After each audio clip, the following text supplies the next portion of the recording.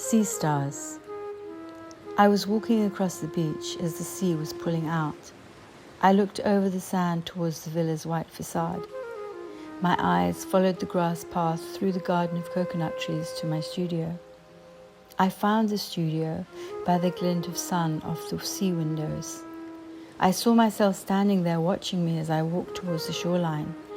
My skin crawled, cross currents running down my back, creating diamond snakeskin patterns. My first reaction to fear was fight, not flight.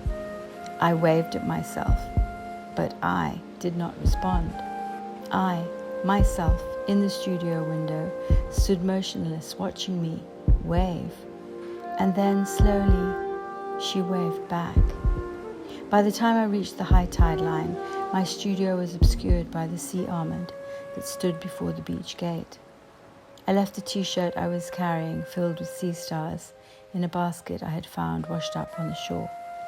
I turned away from the villa and ran to catch the water, rolling out towards the horizon. I did not look back towards the studio windows. The sea was warm and shallow around my feet, so I waded out to catch depth, where turquoise met ultramarine. I opened my eyes under the water and saw a long, thin fish the length of a ruler and as thin as my pencil.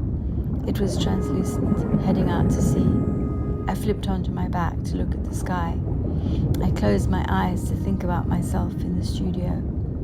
A deep alizarin rose, edged with gold, filled the sightless vision. Its pattern was the same as that drawn on the sea star's face, a perfect, imperfect symmetry, radiating from a 5-point star, arranged around a central circle. The pattern disappeared into an infinite space of fading yellow, with a burning white line running along its center. I was in outer space, looking back at the Milky Way.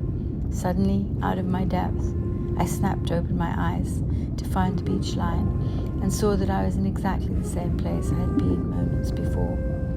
The tide had turned, and the sea was making its way to land. I sloughed through the returning tidal shallows, across the rippled surface of sand, and collected the basket filled with sea stars, and headed to the studio to confront myself. Of course, I was not there. I looked around for any signs of myself, but found none, that is, until I opened my sketchbook, and there, drawn in HB pencil, was the pattern on the sea star, clear as night. Cassiduloids, irregular echinoids, emerged from the Jurassic. In the Paleocene, true sand dollars arose. During the Eocene, the truly modern sand dollar, or sea star, became itself. Its rigid skeleton is called a test and is made of 5 plates of calcium carbonate, arranged in a 5-fold radial symmetry. The creature's mouth is at the center of the underside of its body. Its anus is located below its mouth. This sea star is neither male nor female, but rather both, and can asexually reproduce. It can also clone itself when sensing danger. If you break open a sea star's skeleton, the test, you will find 5 white butterflies at its core. As I knelt beside the basket, a cloud of white butterflies flew up, released from their chalky debris. I ran to the studio windows and opened them wide.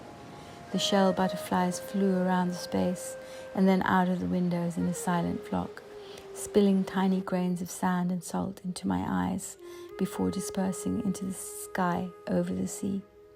I looked down at the beach, and there I saw myself wading through the shallows, collecting sea stars.